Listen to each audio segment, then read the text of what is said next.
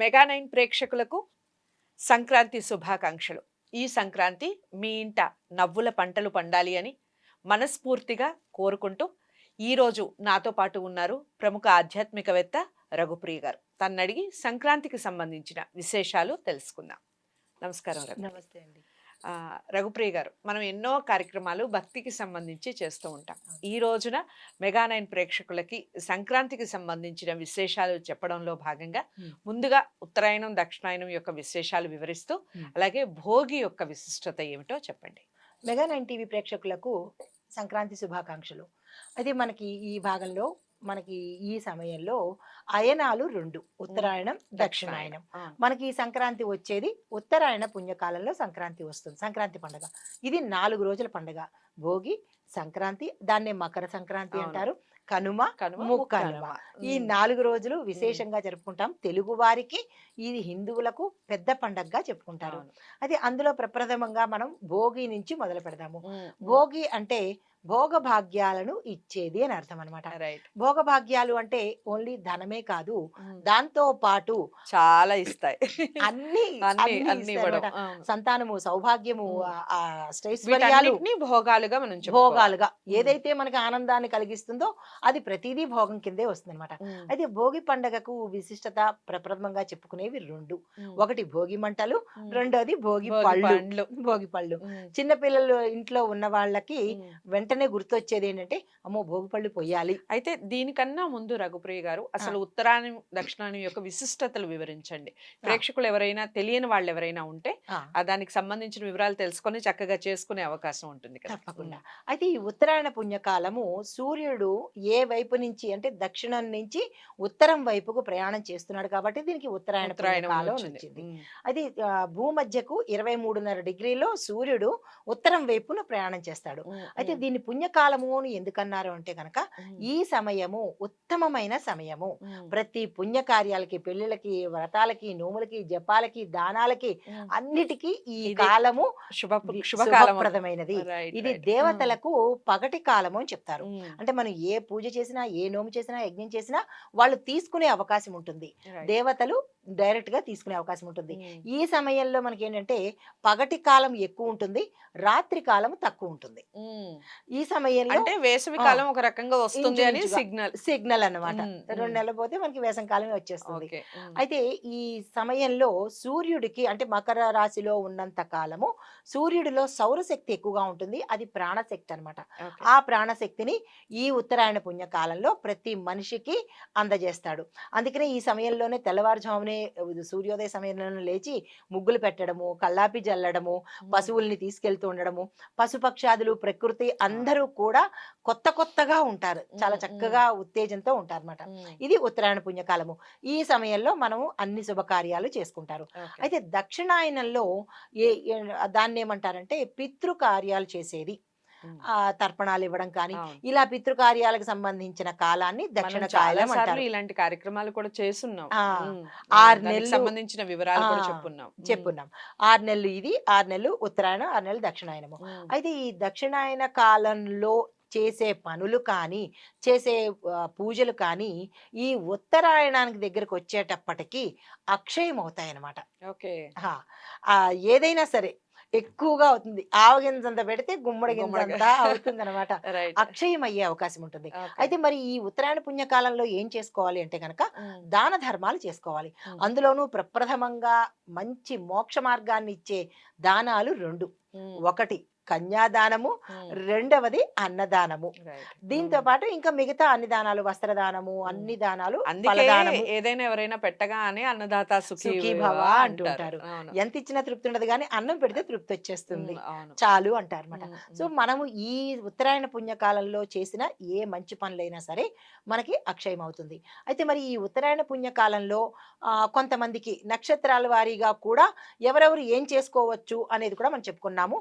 ఈ సమయంలో ప్రతి అంటే రేవతి, అదే ఫస్ట్ అశ్విని నుంచి రేవతి నక్షత్రం, ఈ 27 నక్షత్రాల వాళ్ళు కూడా, మేషాది ద్వాదశ రాశుల వాళ్ళు కూడా పూజించవలసిన దైవము సూర్యుడు, ఇంద్రుడు, వరుణుడు, విష్ణుమూర్తి. ఈ నలుగురిని పూజించుకోవాలి. తర్వాత దక్షిణాయనం అయిపోయింది, ఉత్తరాయణం అయిపోయింది. ఉమ్. భోగి దగ్గరికి భోగి. వస్తాం ఇక మనం. భోగి వెయిటింగ్. అనగానే మీరన్నట్టుగా ఆ! ఇంతకుముందు మీరు చెప్తూ ఉంటే ఉత్తరాయణం గురించి కూడా చెప్పమని నేను చెప్పమన్నా. అడిగాను. ఆ! సో, భోగి అనగానే ఆ! మామూలుగా పిల్లలు గుర్తొస్తారు. అవును. ఎందుకంటే పిల్లలు, ఆడవాళ్ళు ఆడవాళ్ళు. వీళ్ళిద్దరే ప్రథమంగా కనిపిస్తారు, అసలు గుర్తొస్తారు. అవును. ఎందుకంటే పిల్లలు అనగానే భోగి పండ్లు పోస్తారు. అవును. ఆడవాళ్ళు అనగానే పట్టు చీరలు, నగలు. సంక్రాంతి అనగానే పంట చేతికొస్తుంది. రైతుల అవును. దగ్గర నుంచి మొదలుపెడితే అందరూ పట్టు చీరలు కట్టుకోవడం, నగలు అవును. వేసుకోవడం. ఇది మనం సంప్రదాయంగా అసలు చూస్తూ ఉన్నాం. సో, దీన్ని ఏ విధంగా తీసుకోవాలి? అదే విధంగా పిల్లలకి భోగి పండ్లని ఏ విధంగా పోయాలి? ఆ! అసలు ఏ విధంగా పోస్తే మంచిదంటారు? మంచిది. ఆ అవును. విషయాలు చెప్పండి. తప్పకుండా. అసలు పండగ అంటే ఇంట్లో ఇల్లాలు, పిల్లలే కదండీ పండగ. అవును. చక్కగా తిరుగుతూ ఉండడము, హ్మ్. పిల్లలు గలగల్లాడుతూ తిరుగుతూ ఉండడము. మరి అదే సౌభాగ్యం అంటే. అదే పండగ వాతావరణం అన్నమాట. హ్మ్. హ్మ్. అయితే మనకి పిల్లలున్న వాళ్ళు ఏం చేస్తారంటే, భోగి పళ్ళు సాయంత్రం సూర్యోదయ సమయానికి ముందే భోగి పళ్ళు పోసుకోవాలి. ఓకే. దీనికి ఒక చిన్న కథ కూడా ఉంది. అందరికీ తెలిసిందే కానీ క్లుప్తంగా క్లుప్తంగా చెప్తాను. చెప్పండి. హ్మ్. పూర్వము ఆహ్, నరనారాయణులు ఇద్దరూ కూడా హ్మ్. హిమాలయాల్లో తపస్సు చేస్తున్నారు బదరికావనంలో. హ్మ్. మన రేగుపండుని బదరీ ఫలం అని కూడా అంటుంటామనమాట. అవును. అయితే ఆ తపస్సుకి ఆపకపోయేటప్పటికి దేవతలు ఆ తపస్సుకి మెచ్చి ఆ రేగు పళ్ళను పైనుంచి ఇలాగా పోసారట వాళ్ళ నెత్తి మీద హ్మ్. నుంచి. హ్మ్. అలాగా మనకి ఇది ఆచారంగా వచ్చిందనమాట. ఈ ఓకే. పిల్లలున్న వాళ్ళకి భోగి పళ్ళు పోయడం. అయితే హ్మ్. ఎలా పొయ్యాలి అంటే అది దిష్టి తీసి పొయ్యకూడదు. ఓకే. చాలా మంది ఇలా దిష్టి తీసి పైన వేస్తుంటారు. ఇది దిష్టి కోసం పెట్టిన భోగి పళ్ళు కాదు. వీళ్ళు ఆరోగ్యంగా ఉండాలని, ఆయుష్మంతులుగా ఉండాలని చెప్పి, సర్వ సౌఖ్యాలు పిల్లలు అనుభవించాలని, ఎటువంటి చెడు వీళ్ళ దరికి రాకూడదని, నవగ్రహాల యొక్క అనుగ్రహము కలగాలని, 33 కోట్ల దేవతల యొక్క ఆశీర్వాదము పొందాలని పోస్తారన్నమాట. ఓకే. అయితే ముందుగా ఎవరు పొయ్యాలి భోగి పళ్ళు అంటే అవును. కనుక అది చాలా ఇంపార్టెంట్ చాలా కదా! ఇంపార్టెంట్. హ్మ్. ముందు తల్లి పొయ్యాలి. హుహు. తల్లి పోసి తర్వాత ఎందుకంటే ఇప్పుడు మీరు దిష్టి అనలేదు కానీ హ్మ్. ఎక్కువగా తల్లి దిష్టే పిల్లలకి తగులుతుంది అంటుండ్రు. తగులుతుంది అంటారు. హ్మ్. అందుకని ముందు తల్లి చేత పోయిస్తారు. హ్మ్. తర్వాత తాత ముత్తాతలు ఇంట్లో ఎవరైతే పెద్దవాళ్ళు ఉంటారో పెద్దవాళ్ళుంటారు. హ్మ్. వాళ్ళ చేత పోసిన తర్వాత ఇంకా మిగతా వాళ్ళందరూ పోస్తారు. హ్మ్. అయితే ఇందులో ఏ వస్తువులు కలుపుతారు అంటే గనక రేగు పళ్ళని కలుపుతారు. హ్మ్. బంతిపూ రేకులు, హ్మ్. నాణాలు, చెరుకు ముక్కలు కలుపుతారన్నమాట. ఓకే. ఆ నాణేలని ఏం చేయాలి? ముందు ఆ విషయం చెప్పండి. తప్పకుండా. ఈ నాణేలని చాలా మంది చిన్న చిన్న పిల్లలు హ్మ్. హ్మ్. చుట్టుపక్కల ఉన్న పిల్లలు ఆ నాణేలను తీసేసుకుంటారు. ఎందుకండి అసలు నాణేలు ఎందుకు కలుపుతారు అందులో? కారణం నాణేలు ఏంటి? లక్ష్మీప్రదం అని చెప్పి ఈ ఓకే. పిల్లలు ఎప్పుడూ జీవితాంతము లక్ష్మి లేకుండా లక్ష్మితో ఉండాలి, అలక్ష్మి దగ్గరకు రాకూడదని హుహు. నాణేలు కలుపుతారు. లక్ష్మి సౌభాగ్యం కదా, హ్మ్. అమ్మవారు కదా. హ్మ్. హ్మ్. ఎప్పుడూ ఈ పిల్లలు తమ పిల్లలు లక్ష్మీ కటాక్షులై ఉండాలి ఓకే. అన్న ఉద్దేశంతో నాణేలు కలుపుతారన్నమాట. హ్మ్. అయితే ఇది ఏ వయసు నుంచి ఏ వయసు వరకు పోయాలి అంటే కనుక 6 నుంచి 10 సంవత్సరాల వరకు ఉన్న పిల్లలకి పోయొచ్చు. హ్మ్. మరి ఇంకా చిన్న పిల్లలు ఉన్న వాళ్ళు ఏం చేయాలి అని సందేహం కూడా రావచ్చు. అవును. అయితే ఈ 5 ఏళ్ళు, 6 ఏళ్ళు లోపు పిల్లల నుంచి, ఏడాది నుంచి ఉన్న పిల్లలు, 1 నుంచి 5 ఏళ్ల లోపు పిల్లల్ని ఈ పిల్లలు ఒళ్ళో కూర్చోపెట్టుకుని లేదా పోయాలి. తల్లి కూర్చుని హ్మ్. తల్లి గాని ఎవరైనా ఇంట్లో పెద్దవాళ్ళు గాని కూర్చోపెట్టుకుని పోయాలి తప్ప వీళ్ళని డైరెక్ట్‌గా కూర్చోపెట్టి పొయ్యకూడదనమాట. ఓకే. అయితే ఈ పోసేటప్పుడు హారతి ఇచ్చి ముందు పోసేసిన తర్వాత హారతి ఇచ్చి అప్పుడు వాళ్ళని లేపాలన్నమాట. హ్మ్. సరే కూర్చోపెట్టేటప్పుడు ఏ దిక్కుగా కూర్చోపెట్టాలి అది కూడా చూడాలన్నమాట. హ్మ్. హ్మ్. తూర్పు దిక్కుగా కూర్చోపెట్టాలి వాళ్ళని. ఓకే. తూర్పు ముఖంగా అభిముఖంగా కూర్చోపెట్టాలి. ఆల్‌మోస్ట్ మన ఇంట్లో దేవతలు ఆ విధంగానే ఉంటారు ఉంటారు కాబట్టి కాబట్టి. హ్మ్. కొంతమంది ఏం చేస్తారు తెలుసా? తూర్పుకి పీఠ భాగాన్ని పెట్టి పడమర చూస్తున్నట్టుగా పెడతారు. హ్మ్. అలా కాకుండా తూర్పు వీళ్ళు చూస్తున్నట్టుగా పెట్టాలి. ఓకే. వీళ్ళు అంటే ఇలా ఉండాలి. ఇది తూర్పుండాలి. ఆ! కూర్చోడం. అట్లాగా. ఓకే. ఆ హ్మ్. ఫేసింగ్‌లో కూర్చొని పోసుకోవాలి. హ్మ్. హ్మ్. తర్వాత సూర్యోదయం కాకుండా పోసుకోవాలి. ఓకే. తర్వాత హారతి ఇచ్చేటప్పుడు ఎవరైనా తుమ్ము వస్తోంది అని అనుకున్నప్పుడు కొంచెం హ్మ్. పక్కకి వెళ్ళాలి. ఎందుకంటే అలాగా వచ్చినప్పుడు గబుక్కన తెలియకుండా వచ్చే ప్రక్రియ అవును. కదా ఇది. అవును. అలా తుమ్మినప్పుడు మళ్ళా రెండోసారి పిల్లలు హారతి కూడా ఇవ్వాలి. తుమ్ముతారండి. ఆ! ఎవరిదైనా మనకి తుమ్మే. పైనుంచి దబుక్కున ఏదైనా పడితే ఆ! గూడా తుమ్ములొచ్చేస్తూ ముక్కులో ఉంటాయి. పడతాయి హ్మ్. గదా! ఇలా దాటుకుంటూ వస్తాయి హ్మ్. కాబట్టి, హ్మ్. అయితే అలా వచ్చినప్పుడు మళ్ళా హారతి రెండోసారి కూడా హారతి ఇవ్వాలనమాట. హ్మ్. అయితే ఆ బట్టలు ఎలా ఉండాలంటే పిల్లలకి నలుపు కాకుండా, నీలం కాకుండా ఉండే బట్టలైతే శ్రేష్టము. ఓకే. వీలైతే కనుక ఎరుపు రంగు బట్టలైతే సూర్యప్రీతి ప్రీతి కోసము ఎరుపు రంగు వస్త్రాలు పిల్లకి కొత్తవి కొని, ఎవరైతే పిల్లలకి కొని వేసినట్టయితే కనుక మంచి జరిగే అవకాశం ఉంటుంది, సూర్యుడి అనుగ్రహం ఉంటుంది.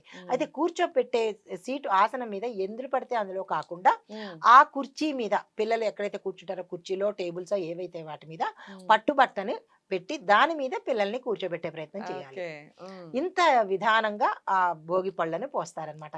అయితే ఈ భోగి పళ్ళు పోయడంలో ఏంటంటే ఆ కుజగ్రహానికి సంబంధించి ప్రీతి కోసము ఈ భోగి పళ్ళని వేస్తారు. సూర్యుడికి ఇష్టమైన పండు రేగుపండు కాబట్టి రేగుపళ్ళని, అంటే యాక్చువల్గా అవి రేగుపళ్ళు, దీన్ని భోగి పళ్ళుగా మార్చేశారు, దాన్ని భోగి పళ్ళుగా ఆ రోజు అది వేస్తారనమాట. ఓకే. ఈ కాలంలోనే రేగుపండ్లు వస్తాయి కాబట్టి కూడా రేగుపండ్లని పోయడం జరుగుతుంది. వేస్తారు. ఈ భోగి రోజున మరో ముఖ్యమైన కార్యక్రమం మనకి భోగి మంటలు, గొబ్బెమ్మలు, ముగ్గులు అన్ని వస్తాయి, హరిదాసులు, గంగిరెద్దులు. సో వీటి యొక్క విశిష్టతను వివరిస్తూ ముఖ్యంగా ఈ భోగి మంటలు ఎక్కడ వెయ్యాలి, ఏ ప్లేస్ లో వెయ్యాలి, ఎందుకు వెయ్యాలి భోగి మంటలు, దాని వెనకాల దాగి ఉన్నటువంటి రహస్యాలు ఏమిటి? తప్పకుండా. భోగి మంట అనేది వేసేటప్పుడు చాలా మంది ముగ్గు మధ్యలో వేస్తుంటారు, వేయకూడదు, ఆగ్నేయ దిక్కులో వేసుకోవాలి. దానికి సమయము 4:30 గంటలు, ఉదయం 4:30 గంటల నుంచి 6:30 గంటల లోపు భోగి మంట అయిపోవాలి. సూర్యోదయం తర్వాత భోగి మంటలు వేయకూడదు. తర్వాత వేసేటప్పుడు స్నానం చేసి, ఎవరైతే వేస్తున్నారో వాళ్ళందరూ స్నానం చేసి భోగి మంట వేస్తారు. చాలా మంది స్నానం చేయకుండా భోగి మంట అయిన తర్వాత మళ్ళీ స్నానం చేస్తారు. కానీ అలా కాదు, స్నానం చేసిన తర్వాత మళ్ళీ పునఃస్నానం చేస్తారు. అయితే భోగి మంట వేసేటప్పుడు ఆ ప్రాంతంలో ముందు గోమయంతో అలికి దాని మీద ఆవు పిడకలు పెట్టి చుట్టూతా పసుపు కుంకుమతో ముగ్గులు పెట్టిన తర్వాత ఆ మంట వెలగడం కోసం కర్పూరము వేస్తారు, కర్పూరం బెళ్ళని పెడతారు. దాని తర్వాత సమిధెల్ లాంటివి పెడతారు, జిల్లేడు, మద్ది, మారేడు ఇలాంటి సమిధలు పెట్టి చిన్న చిన్న పుల్లల్లాగా ఉంటాయి, అవి పెట్టిన తర్వాత మంట రేగిన తర్వాత ఆ మంట వేసేటప్పుడు ఓం సం సూర్యాయ నమః అనే మంత్రాన్ని చదువుతూ అగ్నిదేవాయ నమః అనే మంత్రాన్ని చదువుకుని మంట వెలిగిస్తారు. ఆ భోగి మంట వెలిగించినప్పుడు చుట్టూతా కుటుంబ సభ్యులు కానీ చుట్టుపక్కల వాళ్ళు కానీ కూర్చుని ఏమనుకోవాలంటే, మా యొక్క పాత కర్మలను తీసుకో స్వామి అని మంట వెలిగిస్తారు. వెలిగించిన తర్వాత అందులో ఇప్పుడు చాలా మంది ఏం చేస్తుంటారంటే ప్లాస్టిక్ వస్తువులు, పనికిరాని బాటిల్స్ ఇలాంటివి వేయకూడదు. మనం అగ్నిదేవుడికి ఇస్తున్నాం కాబట్టి స్వచ్ఛమైనవి మంచివే వెయ్యాలి. అది విరిగిపోయిన కట్టె పుల్లలు కానీ విరిగిపోయిన వస్తువులు కానీ అలాంటివి వేయచ్చు, బట్టలు మాత్రం వేయకూడదు, బట్టలు కాలకూడదు అనమాట. సో ఇలాగ మంట కార్యక్రమం చలిమంట అయిపోతుంది, దాన్ని చుట్టూ కాచుకుంటారు. అయితే ఇది ఆధ్యాత్మికంగా మనకు వచ్చేది.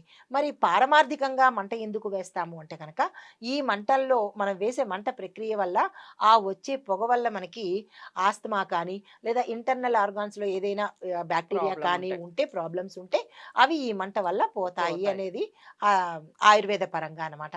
ఇది మంట యొక్క విశిష్టత. ఇక సంక్రాంతి అనగానే ఇప్పుడు నేను అన్నట్టుగా గొబ్బెమ్మలు, హరిదాసులు, గంగిరెద్దులు కనిపిస్తూ ఉంటారు. వాళ్ళని ఏ విధంగా అసలు సేవించాలి, వాళ్ళని ఏ విధంగా మనం అక్కున చేర్చుకోవాలి? ఎప్పుడు సంవత్సరానికి ఒకసారి కనపడతారు కాబట్టి మనం ఏ విధంగా వాళ్ళని చూడాలి, వాళ్ళకి ఇచ్చే దానాలు కానివ్వండి ఎంత పవిత్రంగా ఇస్తే మంచిది, నా విషయాలు చెప్పండి. తప్పకుండా. గంగిరెద్దు, హరిదాసు వీళ్ళిద్దరూ శివకేశవుల తత్వము. గంగిరెద్దు అనగానే నందీశ్వరుడు అనమాట. ఏ ఇంటికైనా వీళ్ళిద్దరూ వచ్చినప్పుడు స్నానము చేసిన తర్వాతనే వాళ్ళకి ఏదైనా ఇవ్వాలి. స్నానం చేయకుండా పొద్దున్నే అన్నట్టుగా, అంటే ఆ సమయానికి కూడా చెయ్యని వాళ్ళు ఉన్నారు కాబట్టి చెప్పడం జరుగుతుంది. అయితే గంగిరెద్దు ఇంటికి వచ్చింది అంటే సాక్షాత్తు శివుడు వచ్చినట్టు లెక్కగా భావించుకొని పసుపు కుంకుమ తీసుకొని ఆ గంగిరెద్దుకి పూజ చేసుకుని 4 కాళ్లకు పసుపు కుంకుమ రాసుకొని, వీలైతే కొమ్ములకి కూడా పసుపు కుంకుమ రాసి బొట్టు పెట్టుకుని స్వామివారిని తలుచుకుంటాము. అయితే మూపురం మీద, అంటే దానికి వెనకాల ఉంటుంది కదా, ఆ మూపురం మీద పాత బట్టలు వేస్తారు చాలా మంది. పాత బట్టలు వేయొద్దు, అంటే అలాని కొత్తవి వేయలేము, కానీ ఉతికిన బట్టలు, చెరగని బట్టలు ఆ గంగిరెద్దుకి మనం ఇస్తామన్నమాట. ఎవరైనా దానాలు ఇచ్చుకోవాలి అని అనుకున్నా కానీ ఈ సమయంలో దానం ఇచ్చుకుంటే సాక్షాత్తు శివుడికి మనం నైవేదన ఇచ్చినట్టు లెక్క అవుతుంది అనమాట. అయితే ఇంకా హరిదాసుల దగ్గరికి వస్తే, హరిదాసులకు కూడా ఏదైనా మనం ఇవ్వాలి అని అనుకుంటే వీలైతే కొత్త బట్టలు ఇవ్వండి స్తోమత ఉన్నవారు. స్తోమత లేకపోయినప్పుడు ఏదైనా మంచి బట్టలు, చిరగనివి, నలగనివి, మంచి హరిదాసులకి ఇవ్వచ్చండి హరిదాసులకి బట్టలు? ఇవ్వచ్చు. ఓకే. బట్టలు ఇవ్వచ్చు. బట్టలు ఇవ్వచ్చు. అయితే ఇచ్చేటప్పుడు కూడా మనం ఆత్మార్పణ చేస్తున్నట్టుగా అవును. బియ్యం. వాళ్ళకి బియ్యము దానం చేస్తే వాళ్ళ దగ్గర నుంచి కృష్ణార్పణము మనం అనిపించుకోవాలి. ఆ! వాళ్ళు ఎలాగా అంటారు, హ్మ్. అది కృష్ణార్పణము అని అనిపించుకుంటే మనలో ఉన్న ఏదైనా ఇబ్బందులు కానీ లేదా అంటే చెడు నెగటివిటీ కానీ అది పోయేందుకు అవకాశం ఉంటుంది. ఓకే. సాక్షాత్తు విష్ణుమూర్తికి దానం ఇచ్చుకున్నట్టు అనమాట. ఓకే. అయితే వాళ్ళ చేత మనము చాలా మంది అంటుంటారు, అయ్యగారికి దండం పెట్టు, ఆ అమ్మగారికి దండం పెట్టు అని అంటుంటారు అనమాట. అది దానికి తగ్గట్టుగా కూడా చేస్తూ ఉంటుంది. వీలైతే కనుక ప్రదక్షిణలు చేస్తే దాని చుట్టూ ఇంకా విశేషమైన ఫలితం ఉంటుందన్నమాట. ఓహ్! చాలా మంది నేను చూస్తూ ఉంటాను. పిల్లల్ని ఇట్లా తిప్పి దాని తీసుకెళ్తూ కింద ఉంటారు. దాని నుంచి కింద నుంచి తీసుకుంటారు. తీస్తారు. 3 సార్లు తిప్పితే కనుక వాళ్ళకి ఏమైనా గ్రహ దోషాలుంటే పోతాయి. పోయేందుకు అవకాశం ఉంటుందని చెప్పి. ఓకే. ఈ గంగిరెద్దు వాళ్ళని ఆడించే వాళ్ళని, హరిదాసుల్ని నెగ్లెక్ట్ చేయకుండా సాదరంగా ఆహ్వానించడమే మంచి పద్ధతి అన్నమాట. ముగ్గుల విశిష్టతను వివరిస్తూ, ముగ్గులు ఎందుకు అసలు ఈ ముగ్గులు ఎందుకు సంక్రాంతి అనగానే ముగ్గుల పోటీలు పెడుతూ ఉంటారు. ముగ్గుల అవును. పండగలు చేస్తూ ఉంటారు. హ్మ్. అలాగే పతంగుల పండుగ చేస్తూ ఉంటారు. హ్మ్. ముగ్గుల విశిష్టత, పతంగుల విశిష్టత వివరించండి. తప్పకుండా. అయితే సంక్రాంతి అనంగానే ముగ్గుల పోటీలు, మీరన్నట్టు ముగ్గుల పోటీలు, ప్రతి ఇల్లు వాకిలి ఎంత అందంగా ఉంటుందంటే పచ్చగా అప్పటిదాకా కళకళలాడుతూ, అసలు ముగ్గు వేయడం రాని వాళ్ళు కూడా రాని వాళ్ళు ముగ్గులు కూడా ప్రయత్నిస్తూ నేర్చుకుని ఉంటారు. ప్రాక్టీస్ చేసి వేస్తుంటారు. అవునవును. అందులోనూ ఈ సమయంలో మనము భోగి రోజు మొదలుపెట్టి కనుమ రోజు లాస్ట్ రోజు రథం రథం ముగ్గు ముగ్గుతో వేస్తారు. వేస్తారన్నమాట. రథం ముగ్గు వేసి ఆ రథం తాడు కట్టి దాన్నేం చేస్తారంటే ఏదైనా ఒక స్తంభానికి కానీ ఏదైనా తాడు రౌండ్‌కి వదిలేస్తూ ఉంటారు. తాడు వదిలేస్తారు. కానీ అలా హ్మ్. వదలకూడదు. ఓకే. చుట్టుపక్కల ఏదైనా లైట్ స్తంభాలుంటాయి కదా! లేదా ఏదైనా కమ్మీకి గాని చుట్టూ తిప్పేయాలి. అంటే కట్టేసినట్టు లెక్కనమాట. హ్మ్. ఆ హ్మ్. రథం అంటే మన మనోరథము అని అర్థం అనమాట. ఓకే. ఓకే. దాన్ని హ్మ్. కంట్రోల్‌గా ఉండాలి అని ముగ్గులో ఇంత ఆంతర్యం ఉంటుంది. హ్మ్. అయితే ముగ్గులు పెట్టేటప్పుడు వాడే పదార్థాలు టాక్సిక్ పదార్థాలు వాడకూడదు. కెమికల్స్ వాడకూడదు. హ్మ్. బియ్యపు పిండితో చేసిన ముగ్గుల్నే వాడాలి. హ్మ్. ఎందుకంటే కిందన మనకి పశుపక్షి అంటే చిన్న చిన్న క్రిమికీటకాదులు ఉంటాయి కదా! ఆ హ్మ్. క్రిమికీటకాదులు తినడం కోసం బియ్యపు పిండిని వేస్తారు. ఓకే. చాలా మంది ఏం చేస్తుంటారంటే ఈ గ్యాస్ ముగ్గు వాడడము, దానిలో ఉప్పు కలపడము, హ్మ్. ఈ కలర్స్‌లో కూడా చాలా మంది ఉప్పు కలుపుతూ ఉంటారు. హ్మ్. అదేంటంటే చిన్న చిన్న కీటకాలు తింటున్నప్పుడు అవి చనిపోతాయి. హ్మ్. కాబట్టి ఇలాంటి కలర్స్ వాడకుండా పసుపు, కుంకుమ శ్రేష్టమైనది పసుపు, కుంకుమ వాడండి. రైట్. లేదంటే ఉప్పు కలపకుండా కలర్స్ వాడుకోవచ్చు. హ్మ్. హ్మ్. ఎందుకంటే ఫ్రీ ఫ్లో ఉండాలి అని చెప్పి ఉప్పు కలుపుతూ ఉప్పు ఉంటారు. కలుపుతూ ఉంటారు. ఆ అవును. ఉప్పు కలపకుండా ఇంకేదైనా మనకి ఇది ఉంటుంది కదా! బొంబాయి రవ్వ ఉంటుంది కదా! హ్మ్. హ్మ్. బొంబాయి రవ్వ కలిపైనా వేసుకోవచ్చు. ఓకే. అది ఇంకా శ్రేష్టమైనది. చీమలు, పురుగులు తినడానికి ఉంటుందన్నమాట. హ్మ్. హ్మ్. అయితే దానిలో పెట్టే మ గొబ్బెమ్మలు ఆవు పేడతో చేస్తారు. హ్మ్. ఆవు పేడ గొబ్బెమ్మలే పెడతామన్నమాట. అది అందరికీ తెలిసిందే.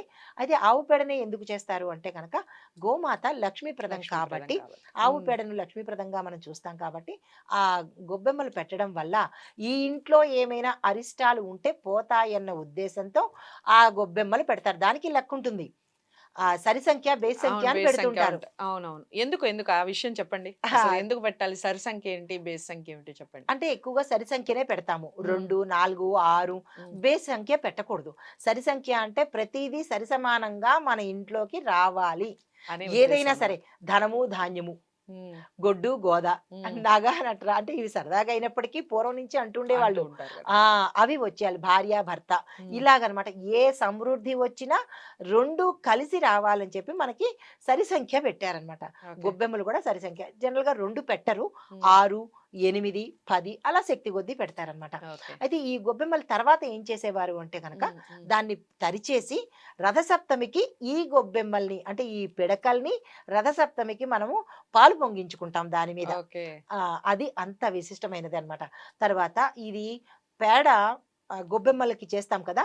దాని అడుగున పురుగు రాకుండా చూసుకోవాలి. హ్మ్. అంటే చాలామంది వదిలేస్తూ ఉంటారు పెట్టేసి. హ్మ్. ఎప్పుడైతే పెట్టేసిన తర్వాత వెంటనే పచ్చిగా ఉన్నప్పుడే మరుసటి రోజుకు వెంటనే తరిచేయాలి. హ్మ్. దేనికో దానికి తరిచేస్తే పురుగు పట్టకుండా ఉంటుంది. రైట్. లేదంటే పురుగు పట్టి అది ఇబ్బంది. ఎప్పుడైతే పురుగు పట్టిందో కొంచెం ఓకే. ఇబ్బంది అన్నట్టు. హ్మ్. సంక్రాంతి పండుగ అనగానే పతంగుల పండుగ, అలాగే అల్లుళ్ళు ఆ! కొత్త అల్లుళ్ళ రాక, అవును. అలకలు అలగపాన్పులు ఎక్కడాలు అవును. ఇవన్నీ ఉంటూ ఉంటాయి. మనం అవును. సరదాగా చూస్తూ ఉంటాం. అవును. ఇప్పటికి కూడా సరదాగా చాలా మంది ఇలాంటివన్నీ పట్టించుకొని పిల్లలు ఉంటూ ఉన్నారు ఇంట్లో. ఉమ్. కాకపోతే ఏమిటి అలగలేదేమిటి కాస్త అలిగినట్టుగా యాక్ట్ చేయని కూడా సరదాగా అలా చేస్తూ అవును. ఉంటారు. అవును. సో ఈ కొత్త అల్లుళ్ళ విశేషాలు ఏమిటి? ఎందుకు సంక్రాంతికి కొత్త అల్లుళ్ళ హడావుడి? ఈ అవును. పతంగులు ఏ విధంగా మనకి ఏం చెప్తాయి పతంగులు? ఈ విషయాలు చెప్పండి. తప్పకుండా. సంక్రాంతికి కొత్తల్లుళ్ళంటే కొత్తగా పెళ్ళైన నవవధువు హ్మ్. ఆహ్, బ కూత కూతురును, అల్లుడు. అల్లుడు ఇంటికి పిలిపించడము, హ్మ్. వాళ్ళకి కొత్త బట్టలు పెట్టడం మనకి ఆనవాయితీగా వచ్చేది. అదేంటంటే పూర్వం రైతులు కొత్త పంట చేతికి రాంగానే డబ్బులొచ్చేవి కాబట్టి, హ్మ్. ఆ పిల్లలందరికీ అల్లుళ్ళతో సమానంగా పిల్లలందరికీ బట్టలు పెట్టేవారు. హ్మ్. తర్వాత ఇంట్లో మూలనున్న పెద్దవాళ్ళకి బట్టలు పెట్టేవారు. ఓకే. ఎందుకంటే ఆ సంప్రదాయంతో బట్టలు పెట్టుకుంటూ మనం ముందుకు వెడుతుండ అంటే మంచి జరుగుతుంది అన్న ఉద్దేశంతో. బట్టలు పెట్టడం అంటే ఏంటి? దానం ఇవ్వడమే కదా! అవును. అది ఏ రకంగా అయినా దానం ఇచ్చినట్టే. హ్మ్. అయితే కొంచెం చలోక్తిగా చెప్పాలి అంటే గనక అలిగి అలగమని చెప్పడము, అల్లుళ్ళని కొంచెము కూతుర్ని బాగా చూసుకుంటారనే ఉద్దేశంతో అల్లుడికి కాకా బట్టలు పట్టడాలు. కాకా పట్టడం. గట్టిగా చెప్పాలంటే కాకా పట్టడం. హ్మ్. అల్లుడికి బట్టలు పెడతారు. అది సరదాగా అయినప్పటికీ అది ఒక రకమైన బంగారం వేడుకన్నమాట. కూడా పెడతారండి. డిమాండ్ చేస్తూ ఉంటారు. బండ్లు హ్మ్. పెడుతుంటారు. బళ్ళు, కార్లు కార్లు పెడుతుంటారు. స్తోమత ఉన్న వాళ్ళకి, స్తోమత ఉన్న స్తోమత ఉన్న వాళ్ళకి ఈ తగ్గట్టుగా అన్నమాట. టైంలోనే అన్నీ చెల్లించుకోవాలి అన్న ఉద్దేశం. చెల్లించుకోవాలని. అది కొత్త 3 ఏళ్ల వరకే. అవును. ఆ తర్వాత నుంచి ఇంకా మామూలుగానే ఉంటుంది తప్ప, ఇంకా అలకలు లేవు, అలాగే. హ్మ్. చికాకులు లేవు. అన్ని ఆ చికాకులే కొత్తలోనే తప్ప ఆనందం. అందం. అంతే. హ్మ్. అందము, ఆనందం అనమాట. హ్మ్. ఎందుకు కాపురం బాగుంటుందని. తర్వాతేంటంటే ఎప్పుడూ ఈ ఆనవాయితీ ఎందుకు కొనసాగిస్తున్నారు అంటే, తన కూతురు ఎప్పుడు సౌభాగ్యవతిగా ఉండాలి అని దీని వెనక ఆంతర్యం అనమాట. హ్మ్. అయితే ఇది అల్లుళ్ళ సంగతి. హ్మ్. బట్టలు పెట్టడం సంగతి అయిపోయింది. ఇంక తర్వాత గాలిపటాల దగ్గరికొస్తే, గాలిపటాలు అనేది దేవుడికి, జీవుడికి మధ్య ఉన్న సంబంధము. హ్మ్. ఈ దారము, గాలిపటము అనేది జీవుడు, దేవుడు. హ్మ్. ఆ సందర్భంగా ఆధ్యాత్మికంగా చెప్పేది. అయితే ఓకే. మీరు గాలిపటం ఎగరేస్తున్నప్పుడు కొంతవరకు మీకు దారం కనబడుతూ ఉంటుంది. అవును. కొంచెం దూరం వెళ్ళిన తర్వాత ఇంకసలు కనిపించదు. దారం కనిపించదు. అంటే మనకి ఒక గాలిపటమే కనబడుతుందనమాట. హ్మ్. అంటే జీవుడు సాధన చేస్తూ, చేస్తూ పోతూ ఉండంగా, ఈ జీవుడు దేవుడైపోయి ఇద్దరికీ అభేద్యం అయిపోతుందనమాట. హ్మ్. గాలిపటాల వెనక ఇంత ఆంతర్యం అంతరం ఉంటుంది. ఉంది. రైట్. తర్వాత చాలా చక్కటి తెల్లవారుజామున విషయం చెప్పారు. హ్మ్. ఇది ఆధ్యాత్మిక పరంగా ఇది దీని వెనక ఆంతర్యం హ్మ్. అనమాట ఇది. హ్మ్. అయితే ఏ సమయంలో మనం వెయ్యాలి అంటే గనక సూర్యోదయ సమయము 5-6, 6:30 ఆ సమయంలో మొదలుపెట్టి దక్షిణ దిక్కు గాని, పడమర దిక్కు గాని మనం ఎగరేస్తూ పతంగులు ఉంటామనమాట. ఎగరేయాలి. హ్మ్. ఎందుకంటే ఆ సమయంలో మనకి సూర్యశక్తి, ప్రాణశక్తి వస్తూ ఉంటుంది. మన సైంటిఫిక్‌గా డాక్టర్ల భాషలో చెప్పాలంటే డి విటమిన్ అనమాట. హ్మ్. హ్మ్. ఆధ్యాత్మిక భాష చెప్పాలంటే ప్రాణశక్తి వస్తుంటుంది. ఓకే. ఆ సమయంలో మనం గాలిపటాలు ఎగరేస్తుంటాము. ఇది ఆనందము, ఆధ్యాత్మికము కలగలిపినటువంటి ఉత్సాహం ఇది. ఉత్సాహం. హ్మ్. సో, ఇన్ని విశేషాలు చెప్పారు. భోగికి సంబంధించి, అలాగే కొత్త అల్లుళ్ళకి సంబంధించి, హ్మ్. కొత్త పొంగలెందుకు చేసుకోవాలి, ఆ! గొబ్బెమ్మలెందుకు పెట్టుకోవాలి, హ్మ్. వీటన్నిటిని కాసేపు పక్కకు పెట్టి, హ్మ్. మనకి ఈ ఎడ్ల పండుగ అని కనుమ రోజు చేస్తూ ఉంటాం. చేస్తారు. అవును. సో, ఎందుకు దానికి దాన్నెందుకు పూజించుకోవాలి ఆ హ్మ్. రోజున? హ్మ్. అలాగే కొత్త అల్లుళ్ళు ఇంటికి వచ్చి కనుమ రోజు మాత్రం బయలుదేరకూడదు అంటూ ఉంటారు. హ్మ్. కాకి కూడా అవును. బయలుదేరదని సామెత అవును. చెప్తూ ఉంటారు. అవును. ఎందుకు బయలుదేరకూడదు కనుమ రోజు? అలాగే ముక్కనుమ యొక్క విశిష్టత ఏమిటి? తప్పకుండా. చెప్పండి. ఇది ఎందుకంటే ఈ టైంలోనే మనకి కోళ్ల పందాలు ఆ! ఇవన్నీ కూడా చాలా ఉంటుంది. ప్రాంతాల్లో జరుగుతూ ఉంటాయి. జరుగుతూ హ్మ్. ఉంటుంది. అయితే పూర్వము పల్లెటూర్లలో ఏ విందులు, వినోదాలు ఏవి ఉండేవి కాదు. వాళ్ళకి అంత కష్టపడి పంటంతా పండించిన తర్వాత, నూర్చిన తర్వాత వాళ్ళకి లాభాలు వచ్చిన తర్వాత వీళ్ళందరూ గ్రామస్తులందరూ కలిసి కూర్చుని ఎంటర్‌టైన్‌మెంట్‌గా ఒక సరదాగా ఈ కోళ్ళ పందాలు పెట్టుకుంటారనమాట. అవును. కోళ్ళకి మంచిగా తిండి అది పెట్టి హ్మ్. ఒక సరదా వేడుకగా సాగే కోళ్ళ పందాలు ఇప్పుడు అవి ఏమైందంటే ఆచారం కింద అయిపోయిందది. ఆచారము బెట్టింగ్‌ల కాడికి వెళ్ళిపోయింది. బెట్టింగుల దాకా వెళ్ళిపోయింది. అవును. అప్పుడు ఎంటర్‌టైన్‌మెంట్ ఇదే కాబట్టి అలా చేసుకునేవాళ్ళు. హ్మ్. కష్టాన్ని మర్చిపోవడానికి. హ్మ్. అయితే కనుమ రోజు మనము పశువుల్ని పూజించుకుంటాము. హ్మ్. ఎందుకు పశువుల్ని పూజించాలంటే మనకి కష్టపడి పంటని చేతికి అందించి రైతుతో పాటు అది కూడా కష్టపడింది కాబట్టి వాటికి కృతజ్ఞతగా పశువుల్ని పూజించుకునే అలవాటు మనకి హ్మ్. సాంప్రదాయంగా వచ్చిందనమాట. హ్మ్. అయితే కనుమ రోజు, ముక్కనుమ రోజు కూడా మనము పశువుల్ని ఆరాధిస్తాము. హ్మ్. దాంతో పాటు పాములను క్రిమికీటకాదులను కూడా మనం పూజిస్తాము. ఓకే. అయితే ఈరోజు ప్రత్యేకంగా పూజించవలసిన దైవాలు ఇద్దరు. ఒకటి సూర్యుడు, 2 ఇంద్రుడు. హ్మ్. వీళ్ళిద్దరిని పూజించుకోవాలి. తరువాత ఈ కనుమ రోజు కాకి కూడా బయలుదేరదు అన్న సామెత అయితే వచ్చింది. హ్మ్. ఎందుకు అంటే పూర్వం గ్రామీణ ప్రాంతాల్లో చీకటిగా లైట్లు కూడా ఉండేవి కాదు. ప్రతి అవును. ఇంట్లోనూ లాంతర్లే ఉండేవి. హ్మ్. బుడ్డి హ్మ్. దీపాలు హ్మ్. అంటుంటారు. హ్మ్. అయితే ఈ దీపాలలో ఇంటికి వచ్చిన వాళ్ళు అంటే 3 రోజులు అయిపోతుంది. భోగి, సంక్రాంతి, కనుమ. మూడో రోజు ప్రయాణం చెయ్యకూడదు అన్న ఉద్దేశంతో హ్మ్. ఆ సమయంలో కనుక ప్రయాణం చేస్తే ఈ ఎడ్లు బండి మీద వెళ్ళేటప్పుడు ఏదైనా ప్రమాదం జరిగితే తన కూతురికి సౌభాగ్యం ఉండదన్న దాంతో ఒకటి, మన ఇంటికి వచ్చిన వాళ్ళు ఏదైనా ప్రమాదంలో చుట్టాలైనా సరే, మన ఇంటికి వచ్చిన వాళ్ళు ఏదైనా ప్రమాద బారిన పడితే హ్మ్. అప్పట్లో పాములు ఇంత టెక్నాలజీ ఎక్కడుంది మనకి అప్పుడు హ్మ్. గ్రామీణ ప్రాంతాల్లో ఈ పురుగు పుట్ర కుట్టడం కానీ లేదా పాములు సంచరించడం కానీ దానివల్ల మన ఇంటికి వచ్చిన వాళ్ళకి ఇబ్బంది పడకూడదని కనుమ రోజు కాకి కూడా బయలుదేరదు అంటే అమ్మో ఇదేదో చేయకూడదేమో ఆ కూడదన్న భయంతో సాంప్రదాయంగా తీసుకొచ్చారు. రైట్. ఇప్పుడు అలాంటివి ఏమీ లేవు. శుభ్రంగా మనం సెల్ఫ్ డ్రైవింగ్సే కాబట్టి అట్లాంటి ప్రాబ్లం ఏమీ లేదు. కానీ మూడో రోజు, ఐదో రోజు బయలుదేరకూడదు. మళ్ళా తొమ్మిదో రోజు బయలుదేరకూడదు. ఓకే. కాబట్టి ఇది ఆచారపరంగాను, మనకి ప్రాంతీయ పరంగా, ఆధ్యాత్మికంగా. ఆధ్యాత్మిక పరంగాను కూడా ఇది పాటించాలి. హ్మ్. వాస్తవంగా చెప్తే సో, కనుమ, ఈ నాన్ ముక్కనుమలు. వెజ్ ప్రియులందరూ కూడా ముక్కనుమ రోజున కోళ్ల పందాలు ఏవైతే ఉంటాయో, ఈ ఆ! ఓడిపోయిన కోడిని ఆహ్, ఫెస్టివల్‌గా ఆ! చేసుకుంటారు అని అంటారు. అది నిజమే అంటారా? అది తప్పండి. జీవహింస రోజు చేయకూడదు. ఈ 4 ఓకే. రోజులు హ్మ్. జీవహింస చెయ్యకూడదు. అదేం ఓకే. పాపం చేసిందని పాపం హ్మ్. ఓడిపోయిందంటే అంటే అదొక రకంగా వాళ్ళు అంటే చాలా వరకు ఆహ్, చాలా ప్రాంతాల్లో ఇది ఆచారంగా చేస్తూ ఉంటారు కదా! హ్మ్. అది మొదలుపెట్టారు. కానీ అది ఆచారంగా అనేది కాకుండా ఎందువల్ల అంటే దానికి కాళ్ళకి కత్తులు కట్టేవారు. అవును. అంటే వీళ్ళంతట వీళ్ళు చంపి తినడం అనేది మహాపాపము. హ్మ్. యాక్చువల్‌గా అయితే కాళ్ళకు కత్తులు కట్టి ఎగిరించి ఈ కత్తేమో దానికెళ్ళి కోసుకొని అది హ్మ్.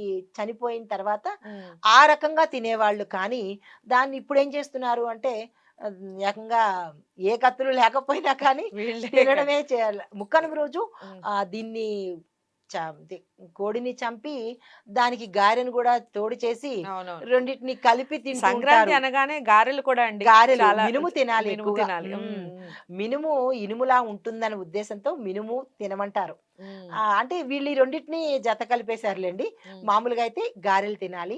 తర్వాత దీంతో పాటు నువ్వులు తినాలి, బెల్లం తినాలి. ఓకే. మరీ ప్రత్యేకంగా అరిసె తప్పనిసరిగా తినాలి. గాలిపటాలు ఎగరవేసొచ్చిన తర్వాత తీపి తినాలి. ఆ తీపిలో గూడా అరిసె తినాలన్నమాట. ఓకే. ఇది. సో, ఈ సంక్రాంతికి సంబంధించిన విశేషాలు ఎంతో చక్కగా మెగా నైన్ ప్రేక్షకులకి అందించినందుకు ధన్యవాదాలు. నమస్తే అండి. ఈ సంక్రాంతి మీ ఇంట నవ్వుల పంటలు పండించాలని మనస్ఫూర్తిగా కోరుకుంటూ మరో మంచి కార్యక్రమంతో మళ్ళీ కలుద్దాం. నమస్తే.